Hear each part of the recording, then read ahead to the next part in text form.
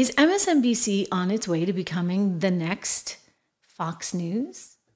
I mean, from a management perspective, right? Because the management at MSNBC, well, it seems to have literally no control over anyone that works there. Like, those people work there. They get a paycheck. They're not choosing to go out on their own like me or like Tucker or Bongino or a lot of like big personalities.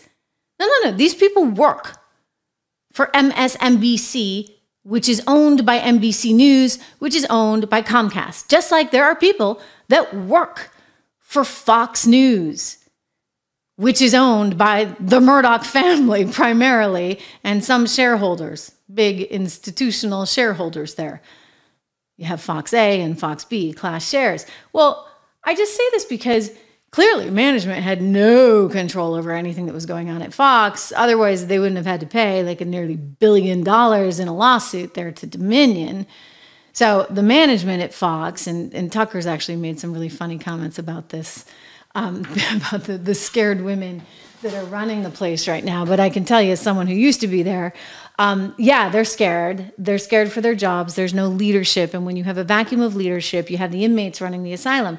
And so this makes a lot of investors, and that experience, and the stocks tanked, by the way, since that Dominion thing, and the loss of Tucker and sort of the onset of this new media mechanism by which you can get content free right here. Remember to subscribe and hit the like and make a comment and share and do all that good stuff. But given all these changes in the media industry and the increasing challenges that they face as a result of that, plus you layer in a really bad management team, Fox has its trouble. And then you look over at MSNBC and it's like, I see the handwriting on the wall right now, because all the talent's like, well, I don't need this. Do I really need this? And if they don't really need this, they don't need this gig, and they probably don't need those gigs, but they are employed there. So, you know, hey, it is your employer. You're collecting a paycheck. You'd think you might try to do what your bosses want you to do. Not these guys. Do we have the original tape when Ronna was first hired? So Ronna McDaniel, you know, no love lost, right? I don't think that she did the best job for the RNC. However, I'll tell you, this lady didn't deserve what she got. So she signs a deal with MSNBC for 2 years at $300,000 a year. So $600,000. She signs a deal. Everything's done. She goes on and makes her first appearance on this weekend show that they have. And then all HE breaks loose. Let's cue the tape. I'll be joined by former RNC Chair Ronna McDaniel in her first interview since stepping down as party chair. In full disclosure to our viewers, this interview was scheduled weeks before it was announced that McDaniel would become a paid NBC News contributor.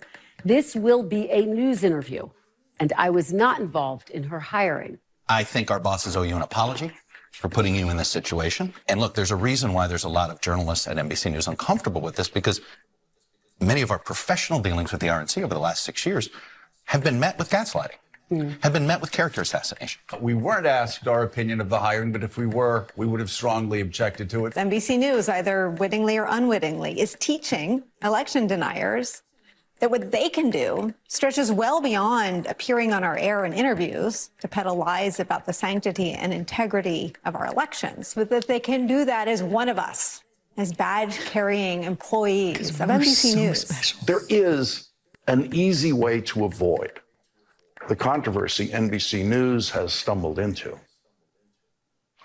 Don't hire anyone close to the crimes. She literally backed an illegal scheme to steal an election in the state of Michigan. That is the type of experience that Ronna McDaniel brings to the table. And that experience does not get us to a deeper understanding of anything in the public debate. I want to associate myself with all my colleagues, both at MSNBC and at NBC News, who have voiced loud and principled objections to our company putting on the payroll someone who hasn't just attacked us as journalists, but someone who is part of an ongoing project to get rid of our system of government. Oh my gosh. It's like Rachel really speaks for everyone, right? I'm gonna back all my colleagues on this. Not like I've promoted conspiracy theory after conspiracy theory after conspiracy theory myself. I mean, we can go back to the dossier and then some, right? She's the queen of conspiracy theories. All right, there's no journalism there. Trust me. She's not a journalist. She's an intriguing commentator. I mean, I can go down that rabbit hole any day, right? Like, she's just leaving all these little breadcrumbs with her conspiracy theory BS. And people are like, oh, glued, even though it's all lies. That's what she does. And somehow, you're all high and mighty. Jen Psaki, who was the PR person, for goodness sake, she's suddenly a journalist? I don't think so. Hey, you know what? I was a journalist when I was 10. Hampton Union newspaper, 5th grade. I've been a journalist for a long time, and I actually take it seriously. But I'll tell you this, anybody who's fair can be a journalist nowadays. Those people are not fair. They are commentators, they are entertainers, and they are hoitier than you could ever, hoity-toity, thinking they're so much better than poor Ronna McDaniel, who signs a deal, and then the impotent management over at MSNBC they're like totally intimidated by the likes of their talent. I mean, for goodness sakes, MSNBC, you guys own the airwaves. You own it. The bosses own it. You know, just fire them, okay? Fire them all. Fire them all. I bet you anything you could come up with a better B team tomorrow, and America would be better for it, and your ratings would be better for it too. But they don't think that way, because they're like Fox. They're super scared of everyone. And so the guy who runs the place, Cesar Conde, he came out with a statement. Do we have that one, Drew? And he's like, oh my gosh, we didn't realize we made such a mistake. I mean, we can't have a Republican on the air, right? No. You can only have never Trumpers. If you're going to have a Republican, you need a never Trumper, like that girl with the really long hair and the jaw. What is her name? Who does the 4 o'clock thing? Anyway, quote, there is no doubt that there's the last several days that have been very difficult for News Group. After listening to the legitimate concerns of many of you, I have decided that Ronna McDaniel will not be an NBC News contributor. After listening to the concerns that aired on primetime TV. Conde said the initial decision was made due to the network's deep commitment to, and I'm quoting, presenting our audiences with a widely diverse set of viewpoints and experiences, particularly during these consequential times. Except apparently you don't care about your audience, do you, Conde? Because the B team that's full of conspiracies that you have on your airwaves and clearly are paying way too much and have given too much power to, they didn't like her, so you took her off. Ironically, he writes, the big boss could not, oh, no, this is the Daily Mail's or Daily Caller. I can't remember which one, but a reporter's view of it. The big boss could not uphold the network's so-called value for diverse viewpoints as he quickly succumbed to the whines of his far-left hosts who have been furiously calling for McDaniel's ouster since her first appearance as a contributor. That's a good line. I believe it's from Daily Caller. Anyway, it's fantastic. I mean, this guy, come on. He said, I want to personally apologize to our team members who felt we let them down. While this was a collective recommendation by some members of our leadership team, I approved it and take full responsibility for it. So you see 2 things there. He's like, oh, I'm in charge. And actually, this wasn't my idea. Not my idea at all. I mean, what a loser. Seriously, what a freaking loser. And so I'd be watching shares of Comcast right now. Maybe NBC doesn't matter that much to them, but the ratings for MSNBC, I don't know how they are these days. I mean, they seem to be in a solid second place consistently to Fox. And I guess if you're of the mindset that you can make money there because of all this ESG nonsense, these ESG people want to advertise on your network, then there you go. But really and truly, it's crazy. You know, Donald Trump weighed in on this. I believe we have his comments. Donald Trump saying, like, this isn't fair what they did to Ronna. It's totally not fair. It's ridiculous, absolutely ridiculous. And he writes, and he's right. What boss or executive would allow a man or woman, in this case, Sleepy Eyes Chuck Todd, who was fired for dismal performance coupled with horrendous television ratings, to publicly scold them as to their weakness and stupidity in hiring Ronna McDaniel? I totally agree with this. Really. I mean, they just got lashed on live TV. And this idiot CEO or whatever he is, president of the news division, is like terrified of his anchors. Actually, they should be scolded for hiring Sleepy for Meet the Fake Breasts and keeping him for so long despite his poor performing skills, bad ratings, and his bias.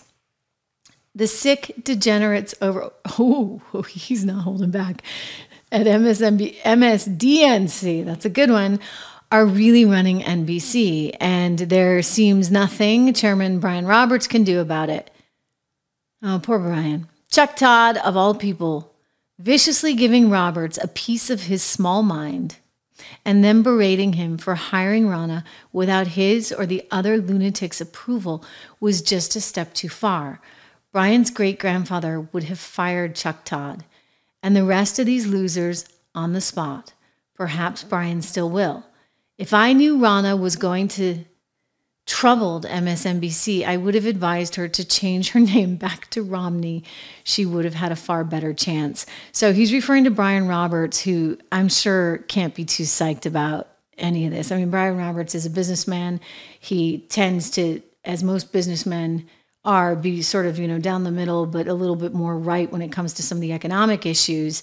And so I'm sure he's not psyched about this. And he looks like a tool as well. I mean, I realize that Caesar's taken the brunt of the fault, although maybe it was Brian. Maybe Brian's idea was to hire Ronna because maybe he actually thinks there's an opportunity to have these dialogues. Well, these dialogues can't be had there. I mean, say what you want about Fox, and believe me, I, in this show, have said plenty, but no one would have actually done to Donna Brazile what these people at MSNBC did to Ronna McDaniel. I mean, Donna was on our air. Everybody was fine with it. I mean, maybe they didn't agree with her. Maybe they didn't like what she had done, the whole slip in the questions at the debate when she was at CNN. But allegedly, I think maybe she came out and admit that. I don't know. I digress. Whatever. The point is, she was a Democrat, a big Democrat, and everybody at Fox was fine with it. She went on the 5. She, I think, was on my show from time to time. We're fine. Like, everyone on the left is the one with the problem. They're the ones that are like, I can't hear it. I can't hear it. It's offending me. I can't have a Trump sign outside my dorm room. Even though he's the Republican nominee for president, for goodness sakes. We had to go through that, didn't we? Anyway, good news is Ronna's going to get a big settlement.